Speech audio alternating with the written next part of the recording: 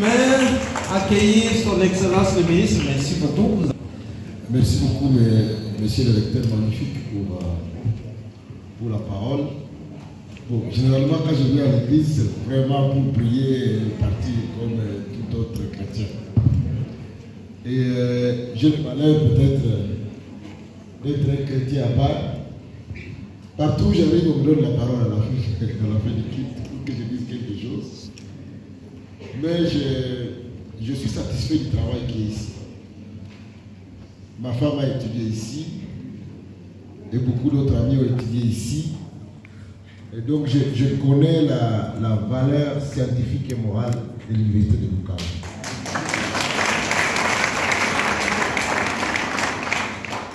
Il n'y a pas que l'université de Bukavu qui a été à difficulté financière. Vous savez, l'UCG aussi, l'université catholique de Bukavu, l'IEA, et ainsi de suite. Il y avait beaucoup de plaintes parce que les universités privées, qui pourtant ont une bonne qualité de formation, se retrouvent un peu discriminées par l'État, par le fait que l'État paye les enseignants au niveau des publics, mais ne paye pas ceux des privés. Alors que la plupart des professeurs qui sont formés ici comme à l'étranger, ils le sont par les initiatives des universités privées. Donc c'est comme si vous formez les gens, l'État les récupère, il les paye, mais il vous les arrache.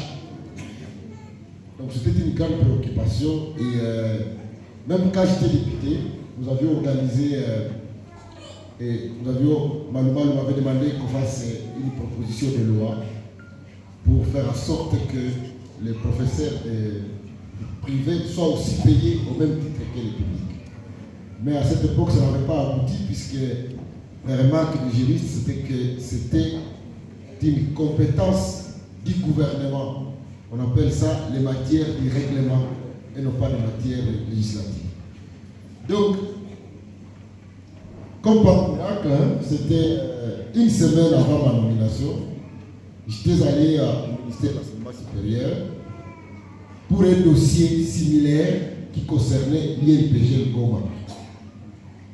Et la semaine qui suivait, j'étais nommé ministre de l'Enseignement supérieur. Donc, j'ai eu comme premier objectif de résoudre cette énigme et surtout de sélectionner la première cohorte d'université qui devait bénéficier de ces avantages. Je peux vous dire que dans ce travail, Dieu était là. Parce que c'est la première fois que ça s'est fait. Et donc je devais trouver des formules. Et je vous épargne les détails. Mais cela est fait. Donc ceux qui sont payés maintenant comme enseignants ici, ils sont considérés comme des agents de l'État. Et ils vont être payés jusqu'à la fin de leur vie. C'est comme ça que ça se passe dans l'enseignement. Mais je voudrais bien évidemment profiter de ce micro pour vous dire que ce que vous recevez de l'État doit vous aider à faire davantage. C'est-à-dire que vous devez avoir un peu d'argent pour donner des bourses à ceux qui doivent aller étudier à l'étranger pour renouveler votre personnel académique.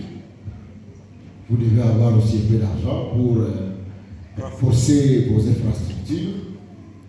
Et avec mon conseiller numérique, professeur Massivi, nous avons fait un certain nombre de projets avec Huawei, avec des firmes canadiennes. L'objectif pour nous, c'est que Lukanga soit un hub d'éducation pour ce qui concerne l'informatique.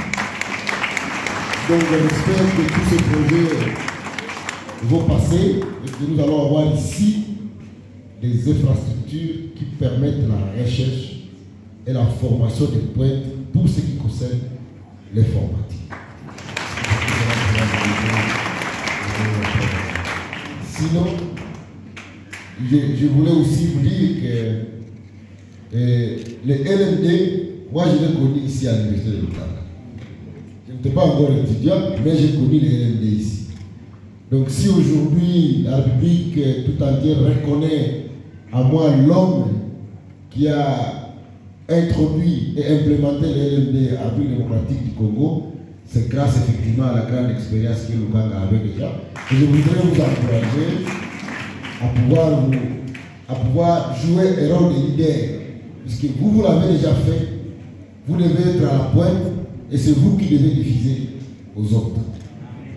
Alors, j'ai beaucoup de choses à dire, lui sait que j'ai beaucoup de choses à dire, puisque le professeur Tadé a été avec moi à tout moment là pour nous dire voilà, Ilista, Lukanga ici, j'apprends que vous voulez envoyer ça ailleurs, il faut que je vous signe des documents et faites vite, puisque le recteur a dit que peut-être que demain il y aura un changement, c'est vrai, je suis encore ministre peut-être jusqu'à la fin de l'année, mais vous avez un moyen, vous pouvez faire quelque chose pour que je reste ministre.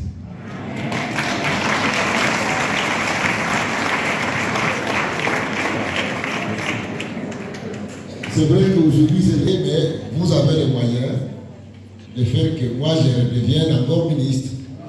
Peut-être par l'enseignement supérieur ou en enseignement supérieur, puisque le pays tout entier réclame que je reste au ministère pour